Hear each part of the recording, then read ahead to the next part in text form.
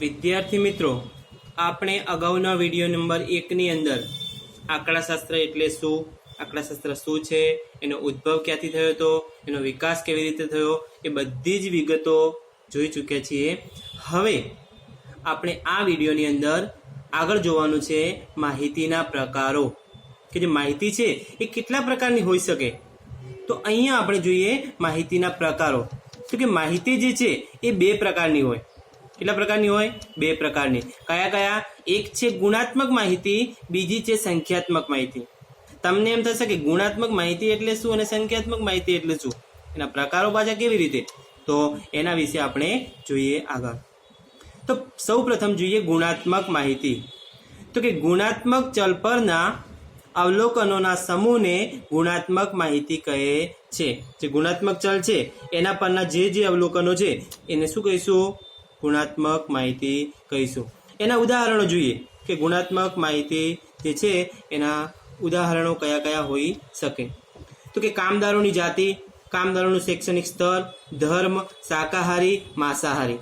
તો કે જે કામદારો છે એમની સંખ્યા હોય તો એને આપણે સંખ્યાત્મક માહિતી કહીશું. પરંતુ આ કામદારો કઈ જાતિના છે, કામદારોનું શૈક્ષણિક સ્તર શું છે, એમનો ધર્મ કયો છે, એમનું શાકાહારી છે કે માંસાહારી છે, આપણે ટૂંકમાં એ કામદારો છે એમની થોડીક ડીપમાં માહિતી મેળવી માટે આપણે એને શું કહીશું? ગુણાત્મક માહિતી કહીશું. એટલે કે જે ચલ માટે અવલોકનોના સમૂહને ગુણોની માહિતી મેળવવાની હોય તો એને આપણે કેવી માહિતી કહીશું? ગુણાત્મક માહિતી. ગુણાત્મક માહિતી વિશે ક્લિયર છે? આગળ વધીએ સંખ્યાત્મક માહિતી માટે. તો સંખ્યાત્મક માહિતીમાં શું કહે છે કે સંખ્યાત્મક ચલ પરના અવલોકનોના સમૂહને સંખ્યાત્મક માહિતી કહે છે. જે સંખ્યાત્મક ચલ છે એના પરના જે અવલોકનો છે એ સમૂહને શું કહીશું? આપણે સંખ્યાત્મક માહિતી કહીશું. એના ઉદાહરણો જોઈએ તો કે કામદારોની માસિક આવક, કામદારોની ઉંમર, કંપનીનો નફો, જાહેરાતનો ખર્ચ વગેરે. કે જે કામદારોની માસિક આવક આપણે જાણવી હોય તો આરામથી જાણી શકીએ, ગણી પણ શકીએ છીએ. કામદારોની ઉંમર છે એ પણ ગણી શકીએ છીએ, કંપનીનો નફો છે એ પણ આપણે ગણી શકીએ છીએ, અને જે જાહેરાતનો ખર્ચ છે મહિનાનો કે વર્ષનો જેટલો ખર્ચ થયો છે એને આપણે ગણી શકીએ છીએ, એટલે કે સંખ્યામાં દર્શાવી શકાય છે. માટે આપણે આ માહિતીને કેવી માહિતી કહીશું? સંખ્યાત્મક માહિતી કહીશું. તમને એ સંખ્યાત્મક માહિતી અને ગુણાત્મક માહિતીની વ્યાખ્યાઓ ઉદાહરણ સહિત ખ્યાલ આવી ગયો હશે. હવે પછીનો પોઈન્ટ આપણે જોવાનો છે સંખ્યાત્મક માહિતી અને ગુણાત્મક માહિતીનો તફાવત. કે જે સંખ્યાત્મક માહિતી છે અને ગુણાત્મક માહિતી છે એ બંને વચ્ચે શું તફાવત છે તો એ જોઈએ. તો કે સૌ પ્રથમ સંખ્યાત્મક માહિતી. તો કે સંખ્યાત્મક ચલ લક્ષણ પરના અવલોકનોના સમૂહને સંખ્યાત્મક માહિતી કહેવાય છે. અને સામે ગુણાત્મક માહિતીમાં જોઈએ તો કે ગુણાત્મક ચલ લક્ષણ પરના અવલોકનોના સમૂહને ગુણાત્મક માહિતી કહે છે. આપણે અહીંયા શું જોયું? બંનેની વ્યાખ્યા જોઈ, એટલે કે પોઈન્ટ નંબર 1 બંનેની અર્થ લખી નાખવાનો કે સંખ્યાત્મક ચલ પર લક્ષણ છે એ પરના અવલોકનોના સમૂહને શું કહીશું? સંખ્યાત્મક માહિતી. જ્યારે ગુણાત્મક ચલ લક્ષણ છે એ પરના અવલોકનના સમૂહને શું કહીશું? ગુણાત્મક માહિતી કહીશું. બીજા પોઈન્ટની અંદર આપણે ઉદાહરણો જોવાના છે. તો ઉદાહરણ કયા કયા છે?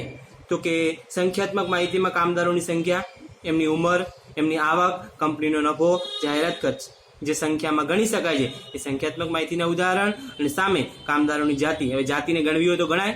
ના ગણાય. તો એને આપણે શું કહીશું? ગુણાત્મક માહિતીનું ઉદાહરણ કહીશું. કામદારોનું જે શિક્ષણ છે એ શિક્ષણને આપણે ગણી શકાય? ના. માની લો કે એને 12મા ધોરણ સુધી ભણ્યા છે પણ 12મા ધોરણને આપણે ગણવું હોય તો કેવી રીતે ગણાય? ના ગણી શકાય. તો એને પણ આપણે શું કહીશું? ગુણાત્મક માહિતી. એમનો ધર્મ કયો છે એ પણ ગુણાત્મક માહિતી. એમનું આરોગ્ય એ પણ ગુણાત્મક માહિતીનું ઉદાહરણ કહેવાશે. હવે આપણે આગળ ત્રીજો પોઈન્ટ જોઈએ તો કે સંખ્યાત્મક ચલ લક્ષણને ગણી શકાય છે. ત્રીજો પોઈન્ટ શું બને છે કે સંખ્યાત્મક ચલ લક્ષણને ગણી શકાય છે, ત્યારે ગુણાત્મક ચલ લક્ષણને માત્ર નિરીક્ષણ કરી શકાય છે. આ આપણો પોઈન્ટ નંબર શું છે? 3. સંખ્યાત્મક ચલ લક્ષણને ગણતરી કરી શકાય છે, ત્યારે ગુણાત્મક ચલ લક્ષણને ગણી શકાતું નથી. શું કરી શકાય? માત્ર નિરીક્ષણ જ કરી શકાય છે. આગળ કહે છે કે સંખ્યાત્મક ચલ જે સંખ્યાત્મક માહિતી છે આને કોઈ એકમ દ્વારા માપી શકાતા નથી, અને આને કોઈ ચોક્કસ એકમ દ્વારા માપી શકાતું નથી. તો સંખ્યાત્મક માહિતી શું છે? કોઈ ચોક્કસ એકમ હોય અને એના દ્વારા આપણે શું કરીએ છીએ? આરામથી માપી શકીએ છીએ. જ્યારે સામે ગુણાત્મક માહિતી છે એને માપી શકાતું નથી. તો આ આપણે જોયું સંખ્યાત્મક માહિતી અને ગુણાત્મક માહિતી વચ્ચેનો તફાવત. આ તફાવત તમને ઘણી વખત 2 માર્ક્સમાં પૂછી શકાય છે. હવે બીજો પોઈન્ટ જોઈએ, પ્રાથમિક અને ગૌણ માહિતી, કે જે પહેલા જોઈ સંખ્યાત્મક માહિતી અને ગુણાત્મક માહિતી. હવે બીજી માહિતી છે પ્રાથમિક અને ગૌણ માહિતી. તો જોઈએ પ્રાથમિક માહિતી, એની વ્યાખ્યા જોઈ લઈએ પહેલા કે પ્રાથમિક માહિતી એટલે શું. કે કોઈ પણ અધિકૃત સંસ્થા અથવા સંશોધકો દ્વારા સૌ પ્રથમ વખત અસલ સ્વરૂપે માહિતી એકઠી કરાયેલ હોય તેવી માહિતીને પ્રાથમિક માહિતી કહેવાય છે. કોઈ અધિકૃત સંસ્થા હોય અથવા તો સંશોધકો હોય, એમના દ્વારા જો સૌ પ્રથમ માહિતી આપણે ભેગી કરીએ છીએ તો એ એકઠી કરાયેલી માહિતીને કેવી માહિતી કહેવાય? પ્રાથમિક માહિતી કહેવાય. હવે જોઈએ પ્રાથમિક માહિતી એટલે કે દાખલા તરીકે NSSO એટલે કે નેશનલ સેમ્પલ સર્વે ઓર્ગેનાઇઝેશન દ્વારા એકઠી કરાયેલ માહિતી, ભારતની વસ્તી ગણતરીની માહિતી, ભારતના રજિસ્ટર્ડ ઓફિસ દ્વારા માહિતી જે ભેગી થાય છે એ, ન્યૂ દિલ્હી દ્વારા ભારતમાં જન્મદર અને મૃત્યુદરની માહિતી પ્રાથમિક માહિતી કહેવાય છે. કે જે ભારતની વસ્તી ગણતરી છે તો એ પણ કેવી કહેવાશે? પ્રાથમિક માહિતી કહેવાશે. ભારતની અંદર જન્મદર અને મૃત્યુદર છે એ પણ પ્રાથમિક માહિતી કહેવાશે. કેમ એ પ્રાથમિક માહિતી કહેવાશે? તો કે એને આપણે કોઈ બીજા વ્યક્તિ જોડેથી મેળવી શકતા નથી, એના માટે આપણે રૂબરૂ જઈને જ એ માહિતી મેળવી શકાય છે. તો એ માહિતી ક્યાં ક્યાં મળશે? તો કે એક તો NSSO છે એની જોડે, અને જે આપણી ભારતની રજિસ્ટર ઓફિસ ન્યૂ દિલ્હીમાં આવેલી છે એની જોડેથી પણ આ માહિતી આપણે એકત્રિત કરી શકતા હોઈએ છીએ. માટે આ માહિતી કેવી કહેવાય છે? પ્રાથમિક માહિતી કહેવાય છે. હવે જોઈએ બીજો પોઈન્ટ, ગૌણ માહિતી. તો કે જ્યારે કોઈ સંસ્થા કે સંશોધક કોઈ અન્ય સંસ્થા કે સંશોધક દ્વારા એકત્રિત કરાયેલ માહિતીનો ઉપયોગ કરે તો આવી માહિતીને ગૌણ માહિતી કહેવાય. આપણો પહેલો પોઈન્ટ તફાવત સ્વરૂપે બી જાણી શકાય છે કે પહેલામાં શું હતું કે રૂબરૂ જઈને શું કરતા હતા? રૂબરૂ એટલે કે પોતાની જાતે માહિતી એકઠી કરતા હતા. જ્યારે અહીંયા અન્ય સંસ્થા કે સંશોધક દ્વારા જે એકત્રિત કરાયેલ માહિતી છે એનો ઉપયોગ કરે છે તો એને આપણે શું કહીશું? ગૌણ માહિતી. એના ઉદાહરણ જોઈ લઈએ કે ભારતની રજિસ્ટર ઓફિસમાં જન્મદર અને મૃત્યુદરની જે માહિતી પડેલ છે જે UNO દ્વારા પ્રકાશિત કરવામાં આવે તો UNO માટે આ માહિતી કેવી કહેવાય? ગૌણ માહિતી કહેવાશે. ખ્યાલ આવે છે ને કે જે ભારતની રજિસ્ટર ઓફિસની અંદર આ માહિતી પડેલી છે જન્મદર અને મૃત્યુદરની માહિતી, પરંતુ જે UNO છે યુનાઇટેડ નેશન્સ ઓર્ગેનાઇઝેશન જે સંસ્થા છે એ સંસ્થા દ્વારા જો આ માહિતી પ્રકાશિત કરવામાં આવે તો UNO માટે આ માહિતી કેવી બની? ગૌણ માહિતી બની. કેવી બની? ગૌણ માહિતી. જ્યારે ભારતની રજિસ્ટર ઓફિસ જે છે દિલ્હીની અંદર આવેલી છે તો એના માટે એ માહિતી પ્રાથમિક માહિતી છે, કારણ કે જે દિલ્હીની ઓફિસ છે એણે પોતાની જાતે આ માહિતી એકત્રિત કરી હતી, માટે એના માટે એ માહિતી પ્રાથમિક માહિતી હતી. જ્યારે UNO કોકની જોડે એટલે કે ઇનડાયરેક્ટલી થર્ડ પાર્ટી બીજા જોડે જે બીજા વ્યક્તિએ ભેગી કરેલી માહિતીને પોતાના ઉપયોગમાં લે છે, માટે આ UNO માટે આ માહિતી કેવી બને છે? ગૌણ માહિતી બને છે. તો મિત્રો તમને એ પ્રાથમિક માહિતી એટલે શું, ગૌણ માહિતી એટલે શું અને એ બંનેના ઉદાહરણ આરામથી ખ્યાલ આવી ગયો હશે. આપણે એક નોર્મલી બીજું ઉદાહરણ જોઈ લઈએ કે પ્રાથમિક માહિતી એટલે કે પ્રત્યક્ષ રીતે જે માહિતી મેળવવામાં આવે છે એ માહિતીને કેવી કહેવાય? પ્રાથમિક માહિતી કહેવાય. અને જે માહિતી બીજા જોડેથી મેળવવામાં આવે છે એ માહિતીને આપણે શું કહીશું? ગૌણ માહિતી કહીશું. માની લો કે આપણે એ નામનો જે વ્યક્તિ છે એ છગનભાઈના ઘરે કંઈક માહિતી લેવા માટે જાય છે, પણ છગનભાઈ આપવા માટે રેડી નથી. છગનભાઈ આપશે નહીં તો આપણે ક્યાં જઈશું? બાજુવાળા મગનભાઈના જોડે, અને મગનભાઈ તો આપવા માટે રેડી જ બેઠા હશે. એટલે મગનભાઈ એમની જોડેથી જો છગનભાઈ જોડેથી એમની બધી માહિતી મળી જાય તો એ માહિતી કઈ કહેવાય? પ્રાથમિક માહિતી કહેવાય. પરંતુ છગનભાઈ જોડેથી નથી મળતી અને છગનભાઈની માહિતી મગનભાઈ જોડેથી મળે છે તો જે છગનભાઈની માહિતી છે આપણા માટે કેવી માહિતી કહેવાય? ગૌણ માહિતી કહેવાશે. હવે મિત્રો તમને એકદમ પરફેક્ટલી ખ્યાલ આવી ગયો હશે. પ્રાથમિક માહિતી અને ગૌણ માહિતી વચ્ચેનો તફાવત, કે જે બંને માહિતી છે એમની વચ્ચે શું તફાવત રહેલો છે, શું ભેદ રહેલો છે, એ ભેદને આપણે અહીંયા જોઈએ. તો સૌ પ્રથમ પ્રાથમિક માહિતી. તો કે પ્રાથમિક માહિતી એ પ્રથમ વખત એકઠી કરાયેલ મૌલિક માહિતી છે.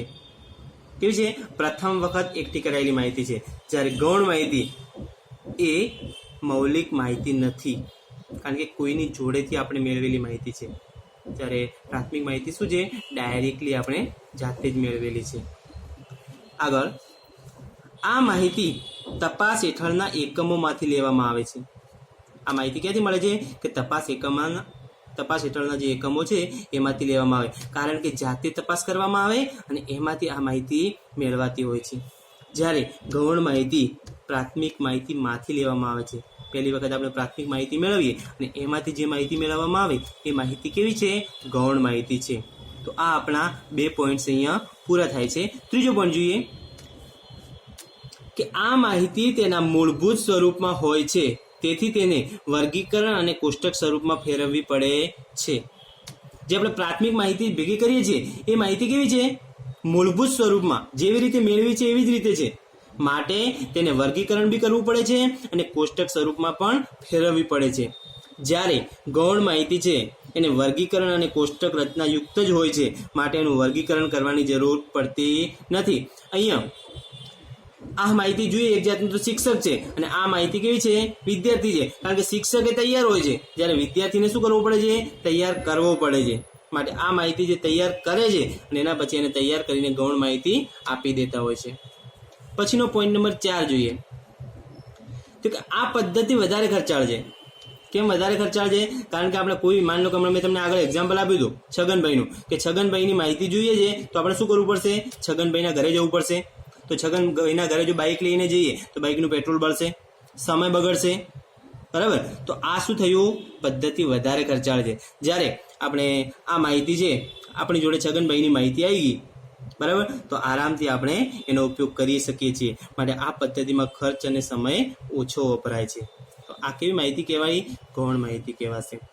આગળનો પોઈન્ટ જોઈએ કે આ માહિતી વિશ્વસનીય હોય છે. કેમ વિશ્વસનીય હોય છે? કે આપણે છગનભાઈના ઘરે માહિતી લેવા ગયા તો છગનભાઈ એમ કહેશે, માની લો કે છગનભાઈની સાચી ઉંમર 50 વર્ષ હોય તો છગનભાઈ એમ કહેશે કે ના, હું તો 25 વર્ષનો જ છું. એ જેમની જે માહિતી એટલે કે જેમની જે ઉંમર હશે એ ઉંમર સાચી તમને બતાવશે. માટે આ માહિતી જે પ્રત્યક્ષ રીતે મેળવીએ છીએ માટે આ માહિતી કેવી હોય છે? વિશ્વસનીય હોય છે. જ્યારે સામે ગૌણ માહિતી કે આ માહિતી પ્રમાણમાં ઓછી વિશ્વસનીય હોય છે, કારણ કે આ માહિતી તો આપણે મગનભાઈ જોડેથી લીધી છે અને મગનભાઈ છે એ છગનભાઈની આવક છે એ આડાઅવળી બતાવશે. 50,000 મહિને કમાતા હોય તો એ શું કહે છે કે એ તો 10,000 માંડ કમાય છે, બરાબર. અને એના કારણે આ માહિતી વિશ્વસનીય હોતી નથી, બરાબર. તો આ છે પ્રાથમિક માહિતી અને ગૌણ માહિતીનો તફાવત. આગળનો પોઈન્ટ જોઈએ, પ્રાથમિક માહિતી એકત્રિત કરવાની રીતો.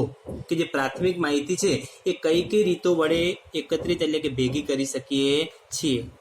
તો જોઈએ એની અંદર કે પ્રાથમિક માહિતી એકત્ર કરવા માટે ઘણી બધી રીતો પ્રચલિત છે. સામાન્ય રીતે પ્રત્યક્ષ તપાસ, પરોક્ષ તપાસ, ટેલિફોનિક અથવા ઈમેલ દ્વારા તપાસ, પ્રશ્નાવલીની રીત, સ્થાનિક ખબરપત્રીઓ દ્વારા તપાસ વગેરે. કે જે પ્રાથમિક માહિતી છે મેં હમણાં તમને કીધું એવી રીતે અલગ અલગ રીતે મેળવી શકાય છે. કઈ કઈ રીતે? પ્રત્યક્ષ તપાસ, પરોક્ષ તપાસ, ટેલિફોનિક અથવા ઈમેલ દ્વારા તપાસ, પ્રશ્નાવલીની રીત, સ્થાનિક ખબરપત્રીઓ છે એના દ્વારા વગેરે રીતો છે એનાથી આપણે પ્રાથમિક માહિતી એકત્રિત કરી શકીએ છીએ. પરંતુ જો શું કહે છે કે પરંતુ આપણા અભ્યાસક્રમમાં 3 જ પદ્ધતિઓ ભણવાની છે. પ્રાથમિક માહિતી ભેગી કરવા માટેની રીતો તો ઘણી બધી છે, આપણે 5-6 રીતો અહીંયા જોઈએ, પણ અહીંયા આપણે અભ્યાસક્રમમાં કેટલી રીતો ભણવાની છે? માત્ર ને માત્ર 3 જ રીત ભણવાની છે. કઈ કઈ 3 રીત? તો કે પ્રત્યક્ષ તપાસ, પરોક્ષ તપાસ અને પ્રશ્નાવલીની રીત. આ 3 જ રીતો આપણે આપણા અભ્યાસક્રમમાં ભણવાની છે. મિત્રો, તમને ઘણી વખત 1 માર્ક્સના સવાલમાં આ પૂછાય છે કે પ્રાથમિક માહિતી એકત્રિત કરવાની રીતો જણાવો. આપણે લખવાનું કે કુલ 3 રીતો છે: પ્રત્યક્ષ તપાસ, પરોક્ષ તપાસ અને પ્રશ્નાવલીની રીત. હવે આપણે આ 3 રીતો વિશે વિગતવાર ભણવાનું છે. સૌ પ્રથમ જોઈએ પ્રત્યક્ષ તપાસ. તો પ્રત્યક્ષ તપાસમાં કે જ્યારે વ્યાખ્યા છે મિત્રો, ખાસ ધ્યાન રાખજો કે જ્યારે સંશોધક પોતાની જાતે અથવા તેણે નિમેલ આગળક એટલે કે સત્તાવાર પ્રતિનિધિને તપાસના સ્થળની રૂબરૂ મુલાકાત લઈ જે તે વ્યક્તિ પાસેથી માહિતી મેળવે તેને પ્રત્યક્ષ તપાસ કહે છે. જેની જરૂર હોય, જે વ્યક્તિની માહિતીની જરૂર હોય એની જોડે જવાનું. કોણે જવાનું? તો કે જાતે જવાનું અથવા તો એના જેવો જ એક પ્રતિનિધિ નીમવાનો. અને આ પ્રતિનિધિ નિમી અને એ જે તે વ્યક્તિની માહિતી લેવાની છે એને રૂબરૂ મળવાનું અને રૂબરૂ મળી અને એ વ્યક્તિ પાસેથી માહિતી મેળવવાની, તો એને આપણે પ્રત્યક્ષ તપાસ કહીશું. ઇંગ્લિશમાં કહીએ તો ડાયરેક્ટ મળવાનું. હવે પ્રત્યક્ષ માહિતીનું એક ઉદાહરણ જોઈએ કે અમદાવાદ જિલ્લાના સાણંદ તાલુકાના ખેડૂતોની માહિતી ત્યાં જઈને રૂબરૂમાં મેળવવી. માની લો કે આપણે અમદાવાદ જિલ્લાનો સાણંદ તાલુકો છે એ ત્યાંના ખેડૂતોની માહિતી મેળવવી હોય તો એના માટે આપણે શું કરવું પડશે? રૂબરૂ જવું પડશે. ક્યાં જવું પડશે? સાણંદના ખેતરોની અંદર જવું પડશે અને ત્યાં જવાથી આપણે એની રૂબરૂ માહિતી મળશે. તો એ પ્રત્યક્ષ તપાસનું ઉદાહરણ બન્યું કહેવાય. બીજું ઉદાહરણ જોઈએ કે કોઈ શાળાના વિદ્યાર્થીઓના આરોગ્યની તપાસ વિદ્યાર્થીઓને મળીને મેળવવી. કે આપણે કોઈ શાળા છે, બરાબર, એ શાળાના વિદ્યાર્થીઓની માહિતી મેળવવી છે, આરોગ્યની તપાસ કરવી છે, તો એના માટે આપણે શું કરવું પડશે? વિદ્યાર્થીઓને મળીને તપાસ કરી શકાશે. આપણે પ્રિન્સિપલને કહીએ કે તમારી શાળાની અંદર કેટલા વિદ્યાર્થીઓને તાવ આવે છે, તેમને ખબર હોય નહીં, અને કદાચ ખબર હોય ને માહિતી આપી દે તો એ માહિતી કેવી કહેવાશે? ખોટી માહિતી મળશે, વિશ્વસનીય માહિતી હશે નહીં. માટે આપણે એમને મળી વિદ્યાર્થીઓ સુધી પહોંચવું પડશે અને એના પછી એની એકની તપાસ કરવાથી આપણને આરોગ્યની સાચી માહિતી મળશે. આપણે પ્રત્યક્ષ તપાસનો અર્થ અને તેના ઉદાહરણો જોયા. હવે જોઈએ પ્રત્યક્ષ તપાસથી થતા ફાયદા અથવા તો લાભ, કે પ્રત્યક્ષ તપાસથી એનાથી કયા કયા ફાયદા થશે. તો એ જોઈએ. પહેલો જ ફાયદો છે કે માહિતી સાચી અને વિશ્વસનીય મળે છે. જે પણ માહિતી મળશે કેવી મળશે? સાચી મળશે અને વિશ્વસનીય મળશે. કેમ? કારણ કે આપણે રૂબરૂ જઈને માહિતી મેળવેલી છે, માટે એ માહિતી ખોટી હોઈ શકે નહીં. પહેલો પોઈન્ટ શું છે? પહેલો જ ફાયદો કે માહિતી સાચી અને વિશ્વસનીય મળે છે. બીજી કે રૂબરૂ મુલાકાતના કારણે જો સામા પક્ષને કોઈ પ્રશ્ન કે મૂંઝવણ હોય તો તેનો યોગ્ય ખુલાસો કરી શકાય છે. કે આપણે રૂબરૂ મળ્યા હોય જેના કારણે સામેવાળો જે તે વ્યક્તિ છે એ વ્યક્તિને કોઈ પ્રશ્ન હોય કે એના મગજમાં કોઈ મૂંઝવણ હોય કે તમે શા માટે આ માહિતી મેળવવા માંગો છો, આ માહિતી આપવાથી એમને નુકસાન ખરું કોઈ, તો આવા કોઈ પણ પ્રકારના મૂંઝવતા જો પ્રશ્ન હોય તો એનો આપણે જે વ્યક્તિ જાય છે પ્રત્યક્ષ તપાસ માટે એ યોગ્ય ખુલાસો આપી શકશે. તો એનો શું બનશે? ફાયદો બનશે. આગળ, વ્યક્તિગત તપાસ થતી હોવાથી ઘણી વખત પૂરક માહિતી મેળવી શકાય છે. વ્યક્તિગત તપાસ કરીએ જેના કારણે જે પૂરક માહિતી એટલે શું? તો કે એની નજીકની, માની લો કે એ વ્યક્તિ છે એવું કહેશે કે હું મેરિડ છું, પરિણીત વ્યક્તિ છું, તો આપણો એ સવાલ બી કરી શકાશે કે તમારા છોકરા છે, બરાબર, તો એવો પણ સવાલ નીકળશે. ઘણી વખત એવું કહેશે કે તમે ભણેલા છો, આવો પ્રશ્ન આપણે પૂછી શકાય. તો યસ, એ કહેશે હું ભણેલો છું, પણ આપણે રૂબરૂ ગયેલા હોઈશું તો એને એ પણ સવાલ પૂછી શકીશું કે તમે કેટલું ભણેલા છો. કદાચ આપણને એનો પણ સવાલ ઇનડાયરેક્ટલી મળી જાય કે મેં ગ્રેજ્યુએશન કરેલું છે, પરંતુ એ ગ્રેજ્યુએશન માટે આપણો પૂરક સવાલ એવો હોય કે તમે કઈ કોલેજમાંથી ગ્રેજ્યુએશન કમ્પ્લીટ કર્યું. તો એ માહિતી ક્યારે મળશે? પૂરક માહિતી કે જ્યારે આપણે વ્યક્તિગત તપાસ થતી હોય ત્યારે જ. એટલે કે પૂરક પ્રત્યક્ષ તપાસના કારણે આ ફાયદા થશે. આગળ જોઈએ, જે પરિણામોના અર્થઘટનમાં કામ લાગે, કે ઘણી વખત આપણે અર્થઘટન કરવું હોય તો આ પૂરક માહિતી કામ લાગતી હોય છે. આગળ જોઈએ કે જ્યારે તપાસનું ક્ષેત્ર મર્યાદિત હોય ત્યારે આ માહિતી સારી નીવડે છે. મર્યાદિત એટલે કે નાના ક્ષેત્રની અંદર જ્યારે આ માહિતી મેળવવાની થતી હોય તો ત્યારે આ માહિતી કેવી હશે? ખૂબ જ સારી નીવડતી હોય છે. આગળનો પોઈન્ટ, જ્યારે માહિતી આપનાર કોઈ પણ પ્રકારનો સંકોચ અનુભવતા હોય ત્યારે આ માહિતીનો દુરુપયોગ નહીં થાય તેવી ખાતરી આપીને પણ આ માહિતી મેળવી શકાય છે. કે સામેવાળો વ્યક્તિ હોય એને ઘણી વખત શું થશે? સંકોચ થશે કે હું માહિતી આપું તો છું પણ આ માહિતીનો ક્યાંક દુરુપયોગ થશે તો મારા જે કોન્ટેક્ટ નંબરો આપેલા છે, ફેમિલીની ડિટેલ આપેલી છે, એનો ક્યાંક મિસયુઝ થશે, એટલે કે દુરુપયોગ થશે, તો આ બધા પ્રશ્નો એમને મૂંઝવતા હોય છે. તો એવા સંજોગોમાં આપણે એમને ખાતરી આપવાની છે કે તમારી જે માહિતી આપેલી છે એનો બિલકુલ દુરુપયોગ થશે નહીં, તો જ એ માહિતી આપશે અને એના કારણે આપણે આ માહિતી મેળવી શકતા હોઈએ છીએ. તો આ બને છે એનો ફાયદો. બરાબર. તો મિત્રો, આ પ્રત્યક્ષ તપાસના આટલા ફાયદા થાય છે, ટોટલ 5. હવે આપણે પછીનો પોઈન્ટ જોવાનો છે પ્રત્યક્ષ તપાસના ગેરફાયદા, એટલે કે મર્યાદા, ગેરલાભ. કે પ્રત્યક્ષ તપાસ કરીએ છીએ તો ફાયદો થાય તો સામે નુકસાન બી તો થવાનું જ ને. જોઈએ કયા કયા નુકસાન થાય છે, કયા કયા ગેરલાભ થાય છે. કે જ્યારે માહિતીનું ક્ષેત્ર વિશાળ હોય ત્યારે આ માહિતી અનુકૂળ નથી. આપણે માની લો કે માત્ર અમદાવાદ શહેરના જ કોઈ કોરોના વાયરસના જે દર્દીઓ છે એમની માહિતી જોઈતી હોય તો એમના આંકડા જોઈતા હોય તો આપણને આરામથી મળી જાય. પ્રત્યક્ષ તપાસ કરીને ઘરે ઘરે જઈને પણ મળી શકાય. પરંતુ આપણે આખા ભારત દેશના તમામ વ્યક્તિઓના નામ નોંધવા હોય તો એના માટે એટલે કે આ ક્ષેત્ર કેવું થઈ ગયું? વિશાળ થઈ ગયું. અને આ જ્યારે વિશાળ ક્ષેત્ર હોય ત્યારે આ પદ્ધતિ અનુકૂળ નથી. આગળ, આ પદ્ધતિ વધારે ખર્ચાળ છે.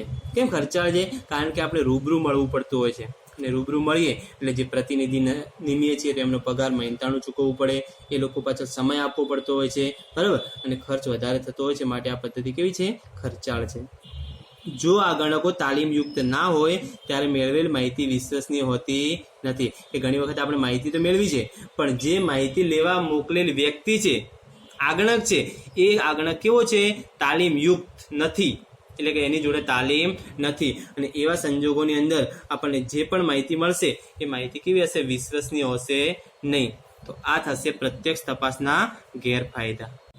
એ પ્રત્યક્ષ તપાસ પૂરી કર્યા પછી હવે પછીનો પોઈન્ટ, બીજી પદ્ધતિ છે પરોક્ષ તપાસ.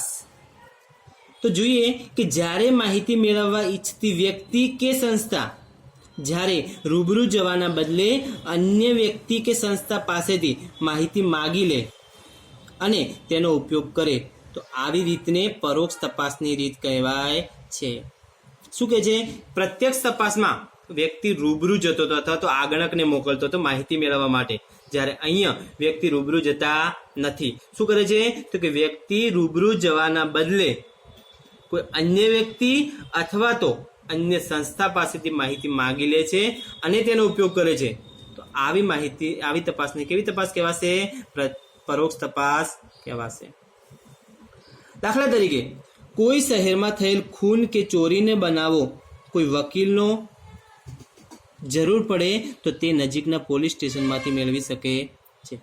માની લો કે કોઈ વકીલ છે, એ વકીલને આખા શહેરની અંદર ખૂન કે ચોરીના જે બનાવો બન્યા છે એની માહિતી જોઈએ છે, તો એ કોઈ ઘરે ઘરે ફરવા જશે કે ભાઈ તમારા ઘરે કોઈ ખૂન થયું છે, બરાબર, તમારા ઘરે કોઈ ચોરી થઈ છે?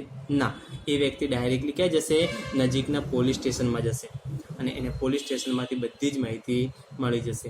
એટલે કે પોલીસ સ્ટેશન એના માટે શું બની? એક સંસ્થા બની. અને અન્ય સંસ્થા જોડેથી જે માહિતી મેળવે છે એ માહિતી કેવી કહેવાય? પરોક્ષ તપાસની માહિતી કહેવાશે. હવે જોઈએ પરોક્ષ તપાસથી થતા ફાયદા કે લાભ. કે પરોક્ષ તપાસ છે એનાથી કયા કયા ફાયદા થશે?